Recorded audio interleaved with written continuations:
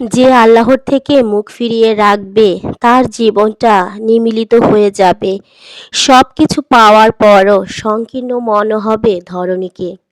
হাজার হাজার fan follower থাকা সত্ত্বেও হতাশা কাটানোর জন্য বেছে নিতে হবে আত্মহত্যার পথ। আধুনিক বিশ্বের দিকে তাকালে এই সত্যিটা স্পষ্ট হবে তোমার কাছে। হতাশা কাটাতে পশ্চিমারা অ্যালকোহল গ্রহণ করে, পার্টিতে যায়, ড্রাগ নেয়, কিন্তু দিন শেষে মোটা দাগে হতাশাগ্রস্তই থেকে যায়। কারণ নেশার ঘরে থাকলে হয়তো ব্যথা বেদনা ভুলে থাকা যায়, কিন্তু নেশা কেটে গেলে হতাশা আবার চাঙ্গা হয়ে ওঠে।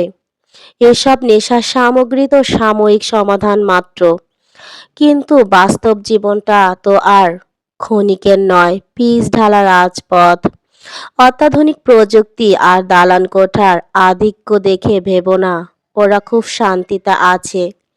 যদি শান্তিতেই থাকতো তবে আত্মহত্যায় ফার্স্ট হতো না ওরা। ধনী দেশগুলোর তালিকায় ওরা যেমন সামনের সারিতে রয়েছে, তেমনি আত্মহত্যার তালিকায় সামনের সিটগুলোই দখল করে রেখেছে ওরা। চলো ঝটপট একটা ক্যালকুলেশন করে ফেলি।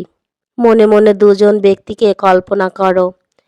একজন দিবানিশি কেবল অর্থের পেছনেই ছুটে চলে।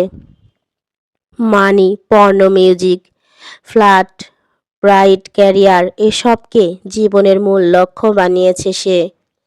তার কাছে বৈধ অবৈধ সবই সমান। সে যে কোনো মূল্যে নিজের ইচ্ছেগুলো পূর্ণ করতে চায়। প্রতিটি ক্ষণ ওসবের নেশায় বোধ হয়ে থাকে, ফলে নিদ্রাহীন রজনী যাপন, উদ্বেগ, উৎকণ্ঠা, হতাশা তার নিত্য অভ্যাসে পরিণত হয়। আরেকজন ব্যক্তি মুমিন, যে কিনা আখিরাতের সফলতাকেই প্রকৃত লক্ষ্য বানিয়ে নিয়েছে। সে অবৈধ বৈধ সব পথ আলাদা করে বেছে বেছে চলে। তার নিজের দুনিয়াবি খায়েশগুলো কতটা পূর্ণ হলো সেদিকে না তাকিয়ে ইবাদতের মাধ্যমে জান্নাতের মর্যাদা বাড়িয়ে নিল, সর্বদা সেদিকে লক্ষ্য রাখে। ফলে রাতের বেলা প্রশান্ত হৃদয়ে সাজদায় গিয়ে রবের কাছে আরো বেশি বেশি নেক আমল করার সুযোগ চায়।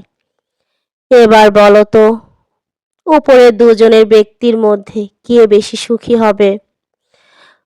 প্রথম ধরনের ব্যক্তি ক্ষণস্থায়ী সুখের মোহে প্রতিদিন অবৈধ সম্পর্কে জড়িয়ে পড়ে।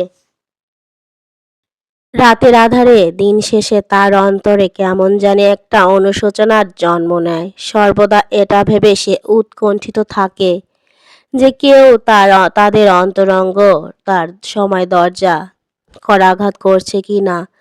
তার বিবেকের দংশনে তাকে আতঙ্কিত করে তোলে। মেয়েটা কিভাবে তবে